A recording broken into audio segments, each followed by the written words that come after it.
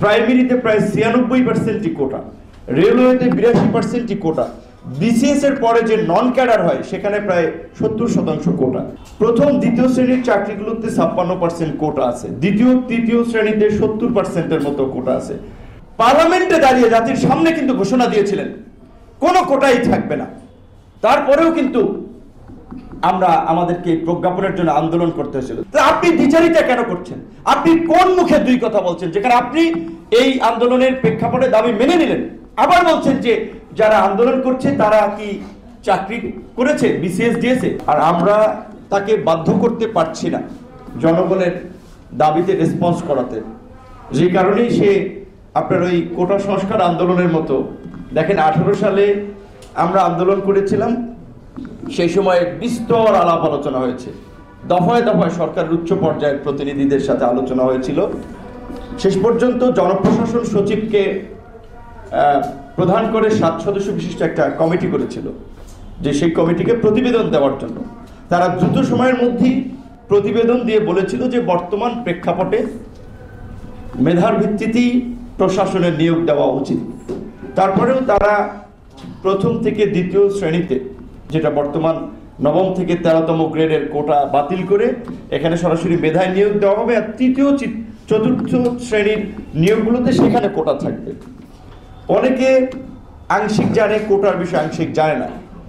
প্রথম দ্বিতীয় শ্রেণীর চাকরিগুলোতে 56% কোটা আছে, দ্বিতীয় তৃতীয় শ্রেণীতে 70%-এর মতো কোটা আছে, প্রাইমারিতে প্রায় 96% কোটা, রেলওয়েতে 82% কোটা, বিসিএস এর পরে যে নন ক্যাডার হয় সেখানে প্রায় 70% কোটা।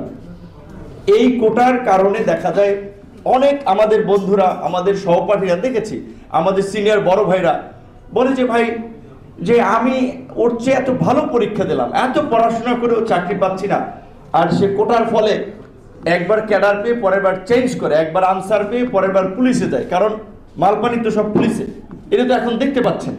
তো কাজে পুলিশে যায়, কাস্টমসে যায়। সেই ছাত্রদের যৌক্তিকতার ভিত্তিতে আন্দোলন হয়েছে, প্রশাসনের পর্যালোচনা হয়েছে, সরকার মেনে নিয়েছে।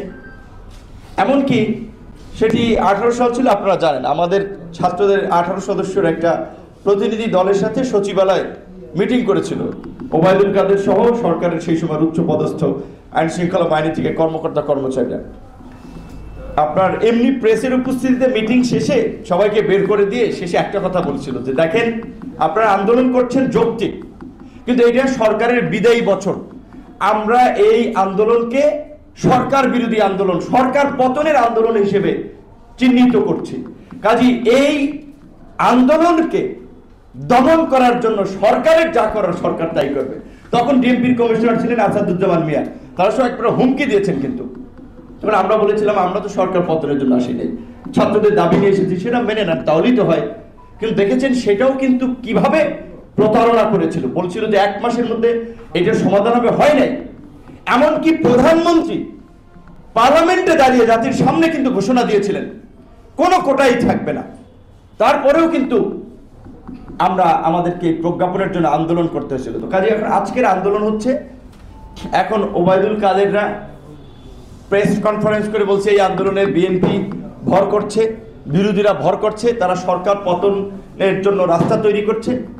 দেখেন ছাত্ররা, আমি জানি এই ছাত্রদেরকে, এই তরুণদেরকে যদি আপনি বলেন যে তোমরা ওইখান থেকে এই ফ্যাসিবাদের পতনের আওয়াজ তুলো, এই তরুণদের মনন মগজ দীর্ঘদিন ভাবে এতটা বিরাজনীতিকরণ করা হয়েছে, দেশ জাতি সমাজের মূল ভাবনা থেকে তাদেরকে পাঠ্যপুস্তক বলেন কিংবা সমাজের রীতিনীতি বলেন, এতটাই তাদেরকে বাইরে রাখা হয়েছে। এদের মনন মগজে ভোট, নির্বাচন, গণতন্ত্র এই বিষয়টা অতটা কাজ করবে না। তারা এই কোটা দাবি তুলেছে, সরকার মেনে নিলে সরে যাবে। তো আমরা বলছি যে সরকার মেনে নেক, তার সরকার কেন মেনে নিচ্ছে না? বরঞ্চ প্রধানমন্ত্রী চীন সফরে গিয়েছেন 4 দিনের জন্য, যাওয়ার আগে একটু উস্কানি দিয়ে গেলেন না যে এই আন্দোলনের কোনো যৌক্তিকতা নেই। তো আপনি দ্বিচারিতা কেন করছেন? আপনি কোন মুখে দুই কথা বলছেন, যেখানে আপনি এই আন্দোলনের প্রেক্ষাপটে দাবি মেনে নিলেন, আবার বলছেন যে যারা আন্দোলন করছে তারা কি চাকরি করেছে, বিসিএস দিয়েছে? এবং ওবায়দুল কাদের তিনি একজন লার্নেড পলিটিশিয়ান বলা চলে, সিনিয়র পলিটিশিয়ান, এই রকমের ভোগাস কথাবার্তা বলে, এই রকমের মিথ্যাচার কথাবার্তা বলে যে 2018 সালে যারা আন্দোলন করেছিল তাদের 31 জন বিসিএস পরীক্ষা উত্তীর্ণ হয়নি। একেবারে ডাহা মিথ্যা কথা।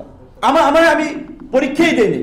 আমাদের আন্দোলনের অন্যতম নেতা যারা ছিল রাশেদ, মামুন, ফারুক, কেউ আমরা বিসিএস পরীক্ষাই দেইনি। কারণ আমরা তো একটা রাজনৈতিক প্রক্রিয়ার মধ্যে এসেছি যে না, শুধুমাত্র এই কোটার সংস্কার করে তো হবে না। এই যে আমাদের ছাত্র বন্ধুরা আন্দোলন করছে, তাদের উদ্দেশ্যে আমি বলবো যে এই আন্দোলনের মধ্যেই দেখেন কোটা নিয়ে আমরা আন্দোলন করছি। কোটা সংস্কার হলে তো কিছু চাকরির জন্য পথ খুলবে।